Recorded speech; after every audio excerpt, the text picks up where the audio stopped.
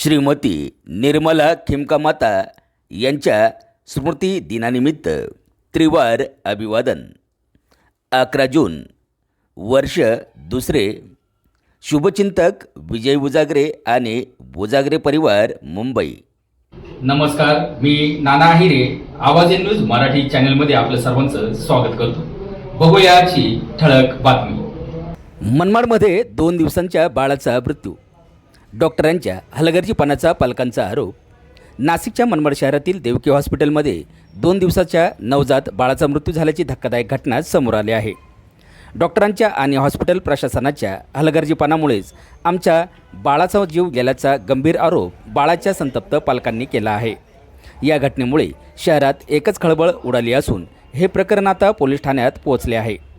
बाळाच्या पालकांनी दिलेल्या माहितीनुसार बाळाची प्रकृती खालावल्यानंतर आणि त्याचा मृत्यू झाल्यानंतर त्यांनी हॉस्पिटल प्रशासनाला याबाबत विचारणा केली. डॉक्टरांनी नक्की काय उपचार केले, बाळाला कोणते औषधोपचार देण्यात आले याची कोणतीही स्पष्ट माहिती पालकांना देण्यात आली नाही.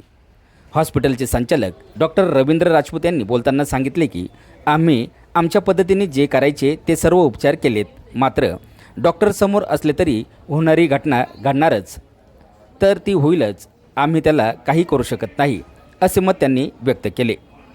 आवाज न्यूज मराठी, मनमाड, नाशिक.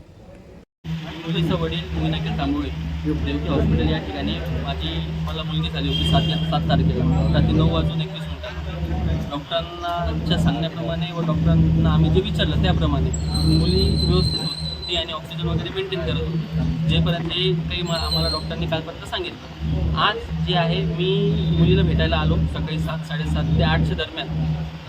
जेव्हा मी वरती गेलो तिथं बघितलं तर तिथे कोणीच अवेलेबल नव्हतं. RMO नव्हते, सिस्टर्स नव्हत्या, कोणी नव्हतं तिथे. नंतर सिस्टर आल्या मागून मी त्यांना विचारलं की मी जाऊन बघू का. बाहेर एक काचेची एक विंडो आहे, तिथून आम्हाला पेशंटला बघायला सांगतात. आम्ही तिथून जेव्हा पेशंट बघितला, मी जेव्हा तिथून माझ्या मुलीला बघितलं तिथं, तर मुली असं वाटत होतं मुलगी रिस्पॉन्स करत नाही आहे. तिथून तेवढ्या सिस्टर आल्या, त्यांनी बघितलं मुलीला, पायावर टिचक्या वगैरे मारल्या, हलवलं तिला, पण ती काहीच रिस्पॉन्स करत नव्हती तोपर्यंत. मग त्यात पॅनिक झाल्या. मुलीने शी पण केलेली होती, तीही त्यांनी बघितलेली नव्हती. तिची सलाईनी संपलेली होती, तीही त्यांनी बघितलेली नव्हती. जेव्हा ते पॅनिक झाल्या तेव्हा त्यांनी बघितलं, तेव्हा त्यांनी तिचा डायपर वगैरे चेंज केला आणि ते साफ करण्याचा प्रयत्न करत होत्या. IV जी लावलेली होती सलाईन, ती माझ्यासमोरच त्यांनी काढली आणि तेव्हा ते पॅनिक झालं. तोपर्यंत त्यांनी डॉक्टरांना फोन केला नाही. जेव्हा मी या साईडने दरवाजा नॉक केला, तिथून त्या आल्या आणि मला बोलल्या की तुमचं पेशंट इमर्जन्सी झालं आहे. मी डॉक्टरांना फोन केला स्वतःहून, सर म्हटलं अशी अशी कंडिशन झाली. त्याच्यानंतर एक सिस्टर अजून खालून वरती आल्या, वरती राणी सिस्टर होत्या, खाली मंगल सिस्टर म्हणून होते, त्या वरती आल्या. त्यांनी मला सांगितलं, त्या मध्ये गेल्या, त्या दोघी पॅनिक करत होते. परत मी डॉक्टरांना फोन केला की सर पेशंटची कंडिशन खराब झाली, मला असं वाटतंय ते काहीच रिस्पॉन्स करत नाही आहे, सिस्टर पॅनिक झाले आहे. मग सर धावत इथं आले. इथं आल्यानंतर आम्ही जे बघितलं, माझी मुलगी पूर्ण निळी झालेली होती आणि ती एवढ्या लवकर होत नाही जसं आमच्या बघण्याप्रमाणे. त्याच्यानंतर आम्ही डॉक्टरांना म्हणजे जेव्हापासून आम्ही इथं आहोत तेव्हापासून आम्ही विचारतोय आम्हाला CCTV द्या, CCTV द्या, CCTV द्या. मागच्या 4 तासापासून आम्हाला CCTV फुटेज दिले नाही आणि जेव्हा CCTV फुटेज दिले त्याच्यात जे आम्हाला पाहिजे NICUची जी फुटेज आम्हाला हवी ती आम्हाला फुटेज भेटलेली नाही.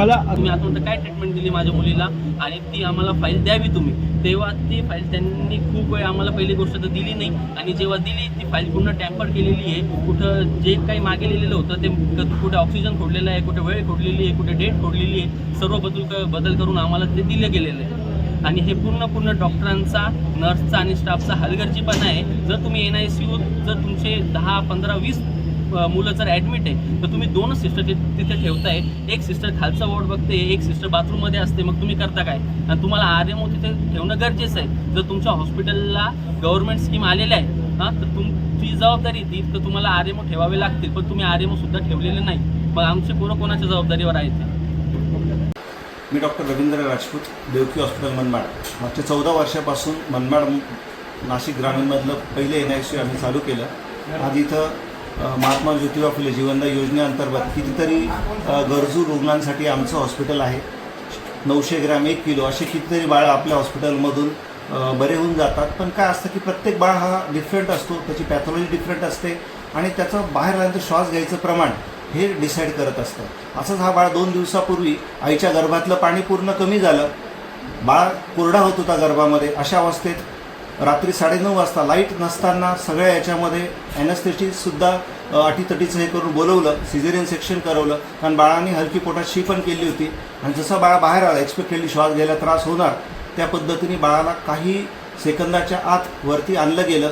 CPAP व्हेंटिलेशनवर हे करून स्टमक वॉश देऊन बाळाला स्टॅबिलाइज केलं आणि 7 तारखेच्या रात्रीतनं जे व्हेंटिलेशन बाळाला रिक्वायर्ड होतं ते बऱ्यापैकी नॉर्मलाइज करून 8 तारखेला बाळ हाय प्रेशर ऑक्सिजनवर शिफ्ट केला गेला. बाळ हाय प्रेशर ऑक्सिजनवर होता, परंतु 8 तारखेच्या मध्यरात्री किंवा 9 तारखेच्या पहाटे डॉक्टर पूनम राजपूत एक डिलिव्हरी झाली त्यावेळेसही त्या बाळाला बघितलं. त्यावेळेस हाय प्रेशर ऑक्सिजन तो मेंटेन करत होता. 3:30 वाजता मी स्वतः एक पेशंटसाठी आलो त्यावेळेसही त्या बाळाला बघितलं, पण त्याचं हाय प्रेशर ऑक्सिजनमध्ये हे जे बाळं असतात की जे 2 किलो 200 ग्रॅम म्हणजे कमी वजनाचं आणि नियर टर्म जिथं 40 आठवडे पाहिजे तिथं तो कमी दिवसाचा म्हणजे 34 आठवड्याचा बाळ हा क्रिटिकल अवस्थेतनं आपण त्याला रिकवर केला. पण हे बाळांची फुफ्फुसं कमजोर असल्यामुळे हे कधीही खराब कंडिशनमध्ये जाऊ शकतात आणि त्याला आमच्या भाषेमध्ये रेस्पिरेटरी अपनिया किंवा रेस्पिरेटरी अरेस्ट म्हणतात. अशाच कंडिशनमध्ये हा बाळ गेला. त्यातही आपण त्याला ऑक्सिजन, CPAP व्हेंटिलेशन आणि इन्व्हेजिव्ह व्हेंटिलेशन द बेस्ट लेवलची जी काही ट्रीटमेंट आहे ती सर्व केली. एवढं करूनही त्याचं रेस्पिरेशन तितक्या लेवलवर झालं नाही. म्हणजे मेडिकल फील्डमधले सगळे प्रयत्न करून देखील बाळ सर्वाईव्ह झाला नाही.